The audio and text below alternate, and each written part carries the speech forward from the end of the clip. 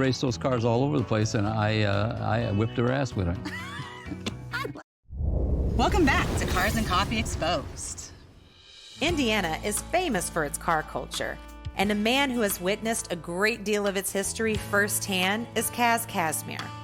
At the age of 13, Cas acquired his first car, a 1931 Model A Ford, and his passion for everything automotive has never let up. Cas sat down with Cars and Coffee Exposed to talk about his love of cars and gave us a ride in his adorable 1941 Ford pickup. We're here with a local legend, Cas Casmir. Did I get it right? Yeah, you got it right. So nice to meet you. It's good to be met. Tell us about this truck and when did you get it? Tell us the history about it. Okay, this is a 1941 Ford pickup truck. Had it done, painted up like my dad's gas station. My dad had a gas station in 1952 when I was just a little kid. And I remember a truck like that here. It was different. It had a big push bumper on it, and it wasn't slammed like this. You know, poetic license. That's how we started with this one. Wow. So your dad had a gas station. Yeah. And so you grew up around cars. All the time, all the time. Then he had a junkyard, then he had these other things, so yeah. Was he a mechanic? You know what? He couldn't do anything. He couldn't fix anything, but he had, you know, he had a gas station. He could pump gas, all right. Right, Yeah. right. So what was your first car? My first car was a 1931 Model A Ford. I've still got it. You still have it. I still have it. What year did you buy it? I was 13 years old, so I'd have to subtract. I don't know what year that was, but You were 13. Could you 13. even drive it then? I did. We drove it up and down the street, and we did everything we're not supposed to do. Right. But it was a regular Model A Ford. It was really cool. And then my buddies and I, we chopped the top on it. We did other things to it. One time we put a flathead Ford in it, then a Chevy, and now it's got a turbocharged Offenhauser engine in it. Your dad sounded like a little bit of a He's rebel. great, yeah. So did you guys just go around and start collecting these cars together for Yeah, a little while? I think, well, my father was a big influence because at that time when they had parades and stuff like that, he had old Model T Fords that would run in the parade, you know, spray water on people and all that stuff. And so that's how I got kind of hooked on that stuff. And then from that, I started collecting Model T race cars. I mean, serious cars from the 20s. I had the Indian Gas Special. I had cars like that, but they were all Model T powered with speed equipment from back then. Double overhead camshafts. Everything we have now on these cars, they had in the 20s in race cars. Do you work on these cars too? I do.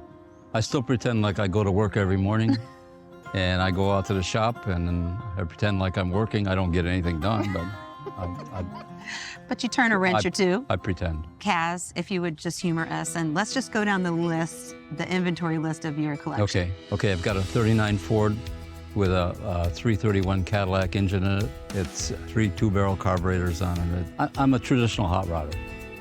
I have a 1950 Ford Coupe with a 392 Hemi in it. I got a 73 Corvette that we did a whole tube chassis underneath, and it's all C7 late model Corvette underneath. Ooh. I did a 57 Corvette just like that with all modern architecture underneath. Transmissions in the back and the whole thing transaxle. Nobody does that. Wow. Just me. I've got a Corvair with a V8 in the back seat. It's a beautiful car. I've had Indy cars, the real thing. Matter of fact, the Model A that I have has the spare engine from my 1977 Volstead Indy car that I drove around the track in Indianapolis about 5-6 years ago. We did 8 laps on carburation day around the track. Pretty cool stuff. I've got a Volkswagen drag car, the turbocharged VW. I've got a Volkswagen bus, hippie wagon. Yes. Yeah, we got all this stuff. So, Cas, one of the things that we love about doing this show is we're able to go all over the country and experience car cultures in different regions. Indiana is so rich in that car history. So tell us a little bit about that and how you fit in. Well, there were more individual car companies in Indiana than there were in Michigan or anywhere else in the country. All kinds of cars we never even heard of, Kokomo and so on. So yeah, the history in Indiana is really deep in that. I'm an old timer compared to everybody else. My grandkids are into tuner cars and so on, you know, but they're still hot rodders. They're as much of a hot rodder as I was when I was a kid. It's just a different different class, different setup. That's why I bought that Volkswagen, so I can compete with my grandkids. And they race as well? They race those cars all over the place, and I whipped their ass with it. Your daughters, I'm sure, get a kick out of that. And your grandsons, they probably just worship you. Well, I don't know about that, but I buy them lunch a lot. I love it. So you're going to take me for a ride, I hear, today. I think we should go. Yes. I don't know if you're man enough to ride in this thing. Oh, I'm man enough. Okay. Let's do it. Oh, my. Salamat. There we go. It's little. Yeah, it is. Big guys can't fit in here. Yeah. They complain. But it's, I mean, I love it. It's a farm truck, you know, that's all it is. What year is this again? 41. And it's a V8? It's a Chevy in there, yeah. 57 Chevy. They wanted farm trucks to go fast, huh? Well, they didn't, originally it had been a Ford Flathead. This is cool. I like this material. Yeah, that's classic. Is it? Seat cover material from the 50s. Really? Yeah. Fenders rub a little bit. All part of the charm. It smells like gasoline, smells like old cars. Smells like America. Yep, this is a traditional hot rod.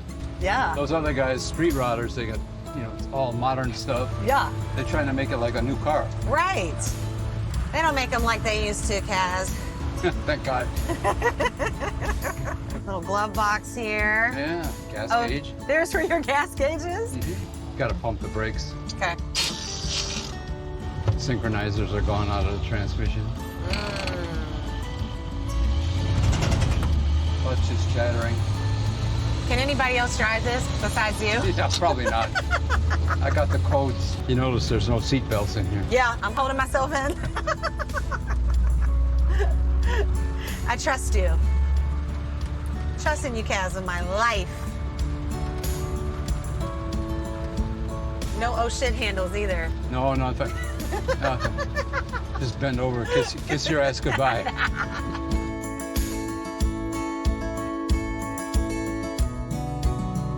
What does your wife think of your obsession?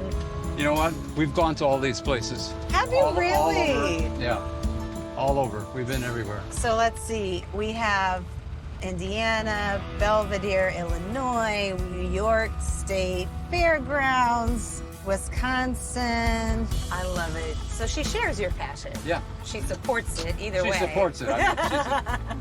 Oh, we've been so lucky. We've been married forever. Yeah, that is luck. Yeah. And your daughters seem so lovely. They shared some stories with me about their memories of growing up with you and all these amazing cars, and they talked about July 4th and how you would do parades. Do parades with old Model T Fords, yeah. It's great. That is just such a core memory for them, I'm sure. I've been really lucky. You've been blessed. Talked about earlier about your cars, and you said you left some out, so give me the goods.